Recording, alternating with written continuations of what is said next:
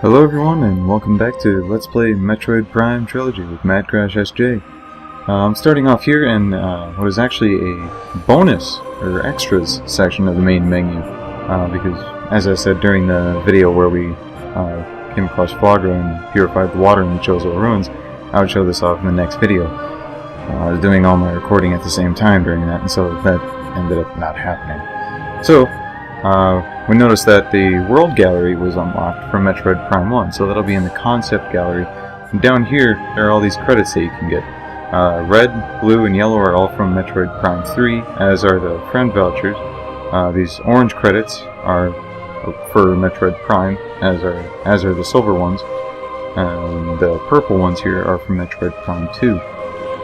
The silver ones are actually for Prime 2 and 1. We don't have any purple credits, so we can't get this, but we can view the World Gallery. We have 5 orange credits, more than enough to afford it. You get the orange credits for defeating bosses, and let's take a look. Alright, this is the World Gallery. Alright. Plus button to zoom. Alright. A button to pan. Basically, this is going to tell us where almost everything is, in more or less. You're gonna see a lot of expansions. Let's see, missile expansion, power bomb expansions, energy tanks, Chozo artifacts. I'll be going into those in a video that'll be coming up very soon. Maybe this video, maybe the next one. Maybe even the one after that. I don't know exactly when I'm going to be going over it for sure, but I will be going over it. So yeah, major spoilers in that one. Let's see, what is this? Oh, this is all from the pirate frigate.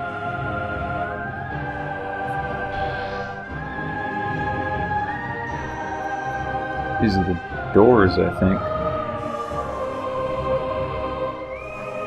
I might be wrong. I probably am wrong. I don't remember this being a gallery in the original Metroid Prime, though. What is this up here? Divine entry.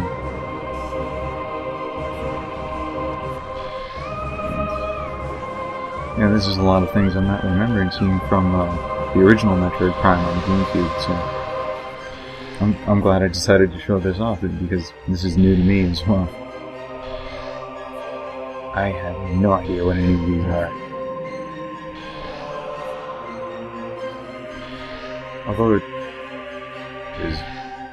that's very good artwork out there, at the least. Storyboard?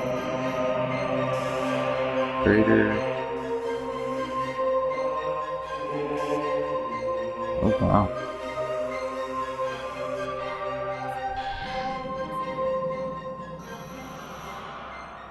Alright, I think I get it now.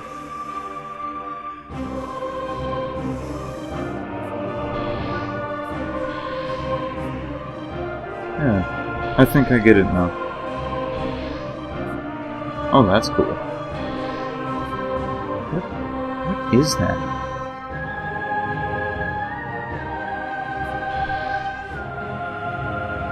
We'll be seeing this later. So, well, that was the bonus gallery. Let's head back and get on with the game. Back to Phendrana Drifts. I love this scene.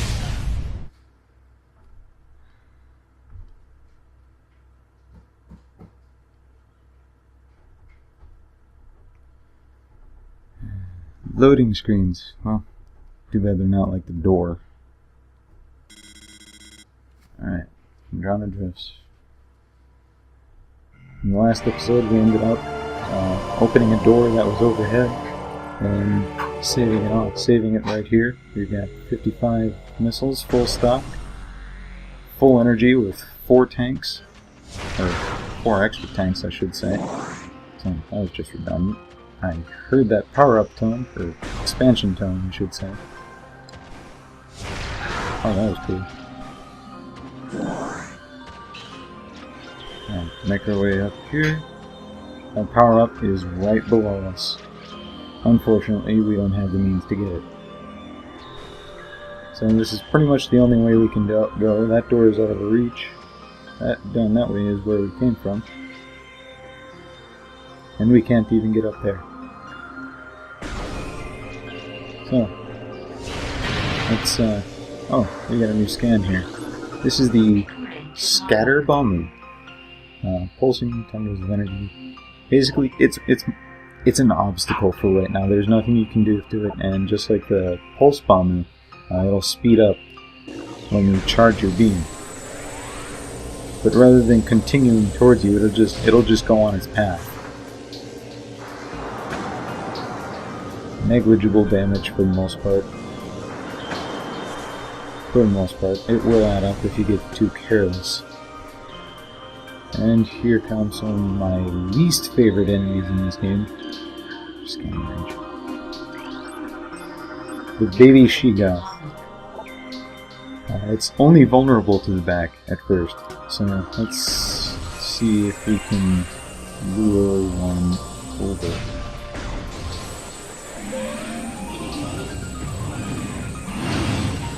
Come on.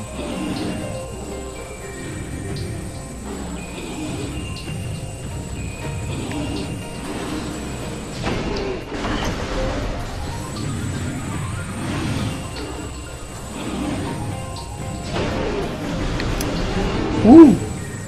Almost like a mini-boss these things are, all on their own. How did I miss that? Alright, just keep the reticle in the center of the screen. And then it only takes a few shots to finish them off. And I got some missiles back from my troubles. Hooray! I'm sure there's something down here. Alright, let's keep a clear view. Oh, nothing down here. Not a place you want to go to when you're fighting the baby she-goths, though, that's for sure. Oh hey, crates. Let's get some more energy. Get that back to full. That was fast.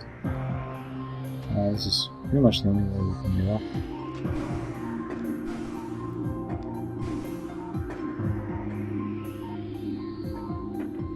go. Oh, that...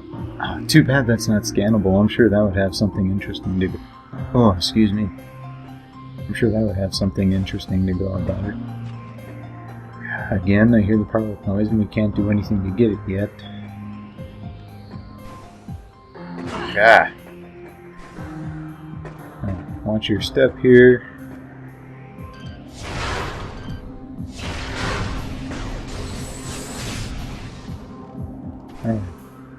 More crates. Almost back to full. Alright, this is a scan that you have very limited opportunity to get. This is the Ice Burrower. We saw the Burrower in Magmore Caverns. Pretty much the same thing for these guys. Just keep a lock on them. One shot is all it takes to finish them off.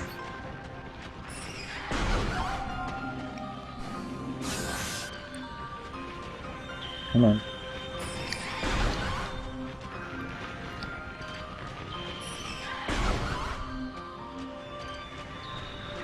Oh, 3.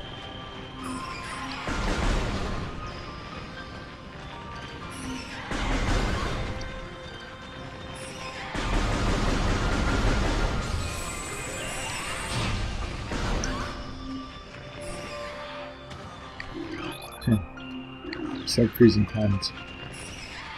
Ah. Oh, that didn't go as well as I wanted it to. But now, we're at that door that I pointed out from down there. So let's go up this hill. And, I'm gonna just enjoy the view for right now. Fendrana Drifts is, oh, without a doubt, easily my favorite location in Metroid Prime. It's just absolutely beautifully made. Alright, get those pickups, get through here safely, because those Marmus are invulnerable to our weapons, as of right now.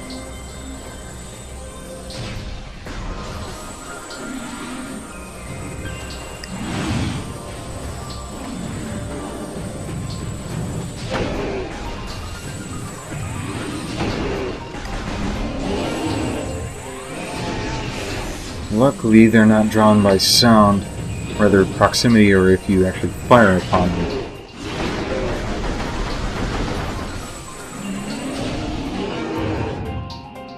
Well, let's get back to full with our missiles. I'm pretty sure there's a lore entry. There's no place on Talon 4 is complete without Chozo lore. And I can't believe I just rhymed that. Chozo's script translated. As the great poison reaches ever further into the planet, and Chozo begin to feel the gnawings of despair. For it is too late, we now make our last stand. We've begun to build the temple to contain this darkness. At its heart, we will place a cipher. A mystical lock powered by 12 artifacts, and filled with as much power as we Chozo can harness. We wonder though, even when we are done, will it be too late?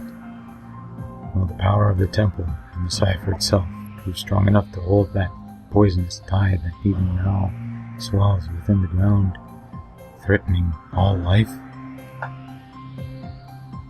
This great poison they talk about obviously was a major issue for the Chozo to deal with.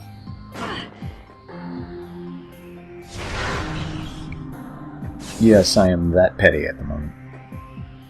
Alright, well, nope, we can't jump up there. Oh, that's right, down.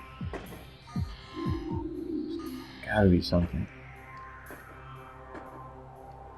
Oh, I've gotta go where those baby she-goths were. Ah, silly me. How very silly of me.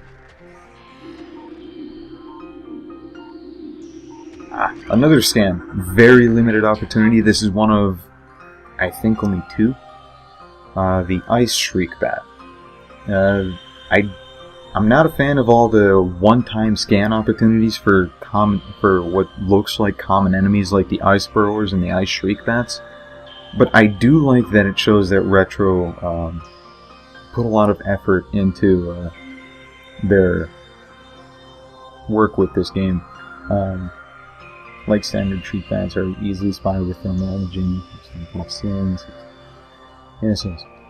Basically the same as the normal Shriek Bats we've seen in Magmoor Caverns and the Chozo Ruins. So, nothing really new with them. Just make sure that you don't miss an opportunity to scan them, because this, like I said, that's one of only two that you're going to have if you go through normal progression with the game. Well, through this door, and we are about to get a very important power-up.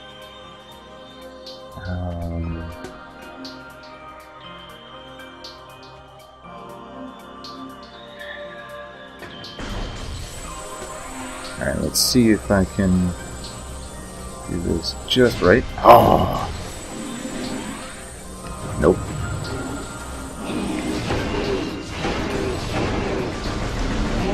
I think that's the fastest I've ever taken one of those out.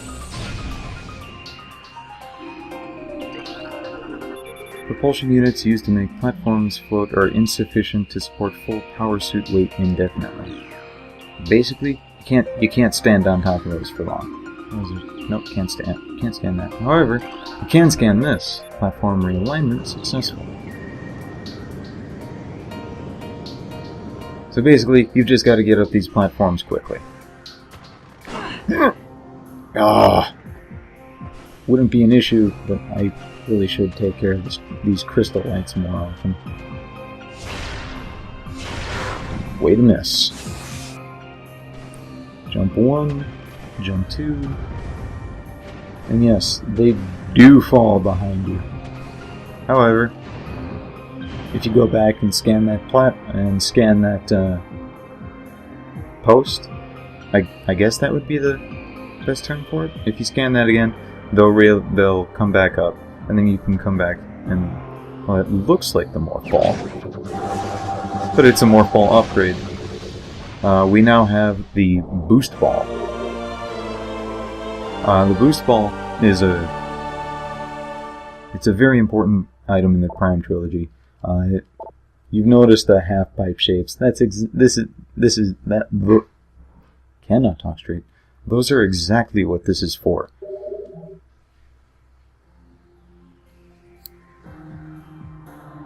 And of course it shows you the way out. Oh, and I'm glad it showed me that lore entry too. I would have completely missed that. So, as you start going up is when you want to release and you want to hold the charge as long as you can. Because you can get a lot more air. And ooh, that was a much longer drop than I expected.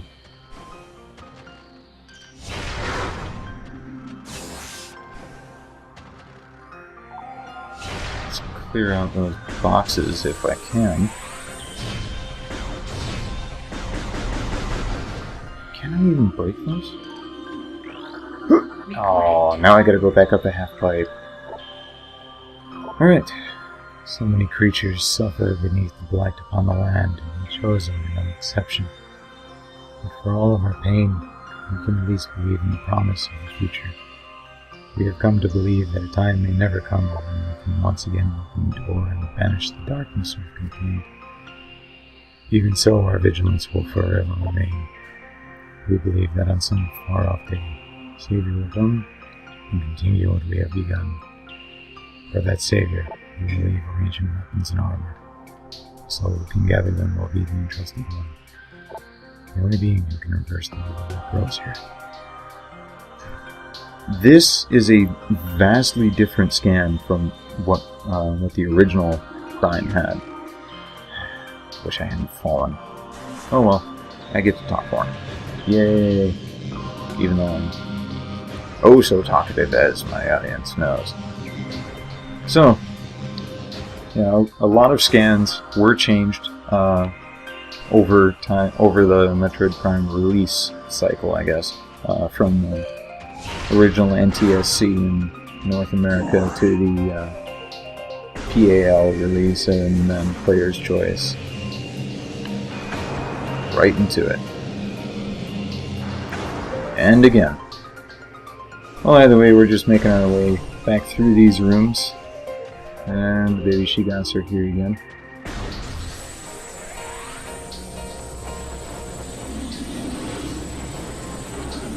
Come on, come on.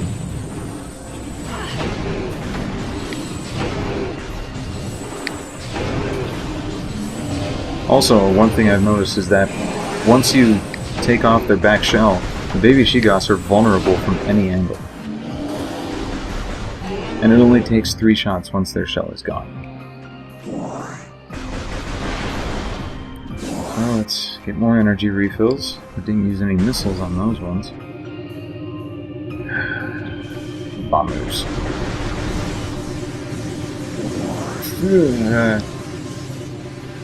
They do not discriminate in how they drop them.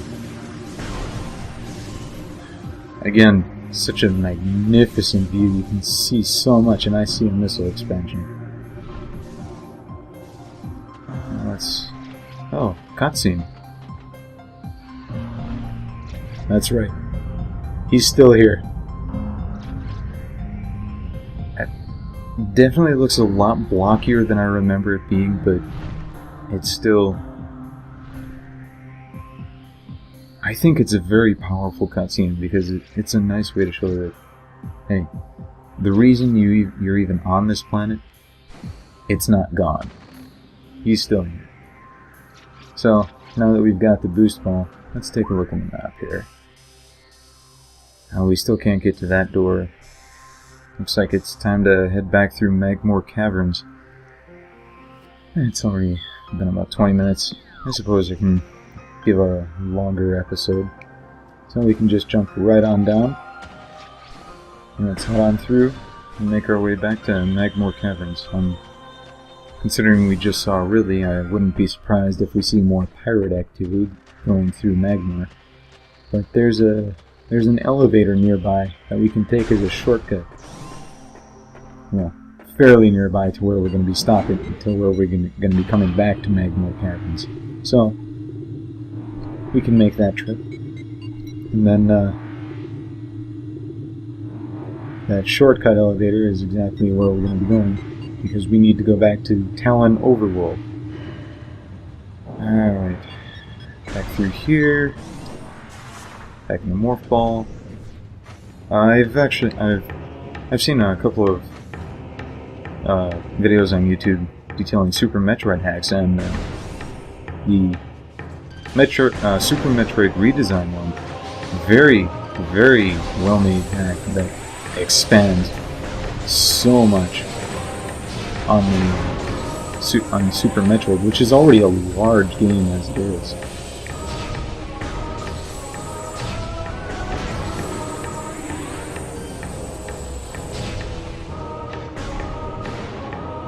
Wasn't expecting to actually make that shot. Alright, let's take a look at the map again. Alright, how do I zoom? That's how. Alright, that's not the way we need to go. Transport to Talon Overworld West. So, we need to just go straight across, pretty much. Take out the puffer, let its cloud dissipate. Let's get that door open.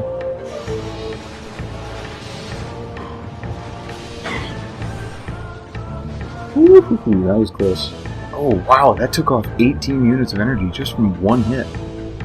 That's a lot more than I was expecting it to be. I can wait.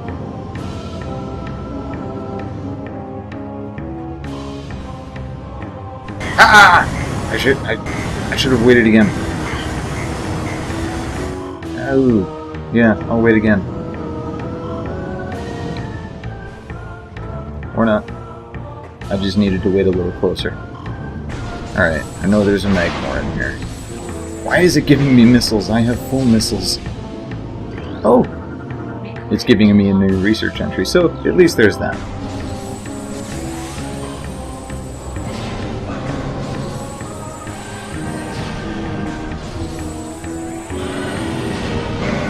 Only 2 fully charged shots. I was expecting a bit more.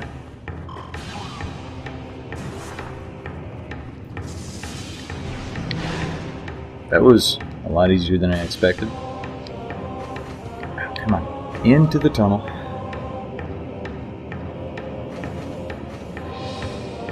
Out the other side.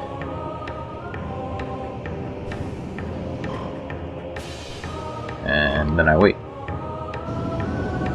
Because I don't like being pushed into lava.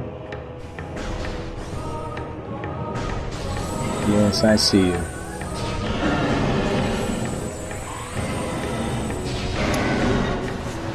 You're not so clever. Luckily, it's really difficult to fall off of those rails.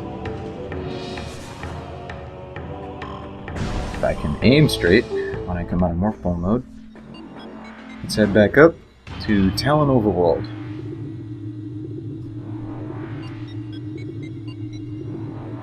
That is a very fast elevator.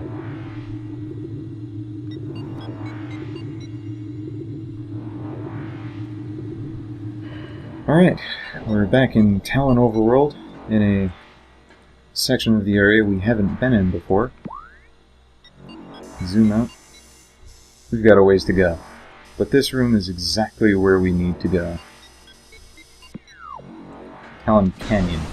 So, let's make our way there. Get some energy back from these zoomers. I also hear the power-up noise, and it's right under this bridge. Completely safe to drop down, contrary to what it looks like.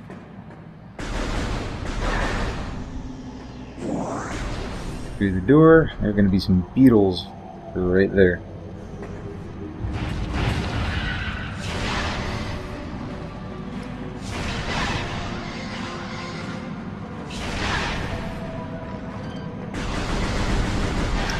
I love that the missiles and splash damage. It makes taking care of beetles so much easier. As I talked about during that mini-boss video with that swarm of beetles. I think that... oh no, never mind. I'm thinking of a different room entirely. Well, it's a room that's adjacent to this one, at least, anyway. Silly Zoomer. Now, we can't get across to the other side because we don't have the grapple beam. Oh! That's where it is. The blood flower. Toxic spores, but the toxins are poisonous even to the blood flower itself. So, what you want to do is wait until it launches it at you, and then detonate those spores. Or, if there is a sap sack nearby, detonate the sap sack, and it just completely disintegrates.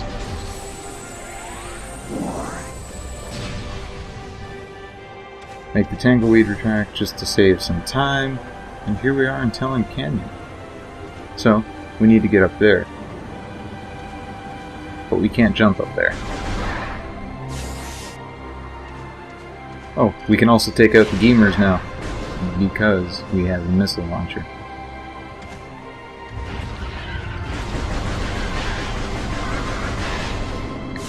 Alright, so let's get back in our Morphball mode and start boosting up this half-pipe. Again, you want to release the charge as you're going up, and then start charging again as soon as you're able to. It'll carry you as high as that boost will take you before you're able to take control again. But right here, we've got sandstone, and so sandstone means bombs are needed to go through. I don't know why we need 3, just 1 would suffice, or none, since you can't even get up here without the boost ball, and you can't get the boost ball without the bombs, because Zoomer. But anyway, I'm sure you get where I was going with that. But now, we're back at the landing site. Jump over the gap, because I don't want to do that again, and again.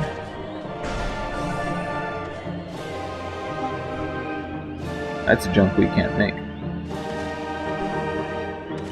So, like any good Metroid game, you use your pickup immediately. We just got the space jump boots. Unlike the side-scrollers, they don't let you jump unlimitedly. In the Prime games, they only let you jump twice. Not as good, but still a very good item because it'll also allow you to dash twice, too. So, again, we've got a good 2 pickups, 2 very nice pickups, or power-ups actually, the boost ball and the space jump boots. So let's drop down here and conclude this video by picking up the missile expansion that's behind our ship. Yeah, Retro did that. Oh, can't flick the remote to jump like that. Triple jump. So, here we are at the landing site, having come full circle since we landed on Talon 4. Let's end this episode off here. MadCrashSJ, out.